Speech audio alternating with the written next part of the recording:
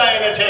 আর আমার নবী মেরাজে গেছে 621 আর 610 নবী দ্বীনের দাওয়াত শুরু করেছে, নবুয়তের এলান করেছে।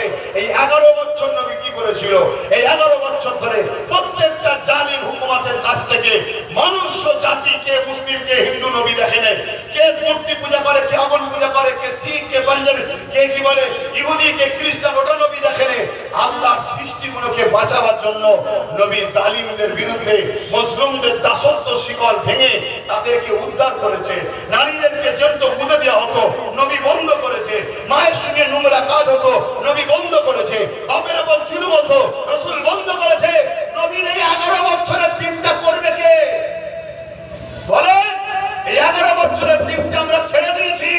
এই 11 বছরের দিন করতে গিয়ে নবী গরিবদের মুখে হাসি ফোটাতে গিয়ে, মুসলিমদের ঘরে বাঁচাতে গিয়ে, সমাজে শান্তি প্রতিষ্ঠিত করতে গিয়ে, সমাজ বিরোধীদের বিরুদ্ধে, সন্ত্রাসের বিরুদ্ধে নবী বদরে যুদ্ধ করেছে, খাইবারে করেছে, ওহুদে করেছে। আজও যদি সমাজে সন্ত্রাস, গুন্ডা, জালিম, অত্যাচারীদের হাত থেকে মানুষ জাতিকে বাঁচাবার জন্য যুদ্ধ যদি করতে হয়, যুদ্ধ করতে হবে, তবেই তুমি মুসলমান, তবেই তুমি নবীর উম্মত।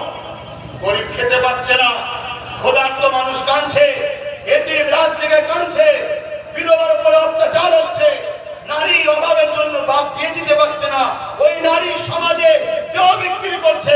আর দেহ বিক্রিকে যারা লাইসেন্স দিচ্ছে তাদের পিছনে দাঁড়িয়ে তুমি মোল্লা মনীষা মুসলমান দাবি করছো।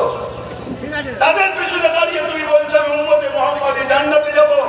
নারী হলো মায়ের জাত, এদেরকে বাঁচাবার না ইসলাম। জোরে বলুন সুবহানাল্লাহ, আরো চিৎকার দিয়ে বলুন সুবহানাল্লাহ। আমার আওয়াজ হয়তো সবার পছন্দ নাও হতে পারে, কিন্তু কিছু করার নেই বাপ।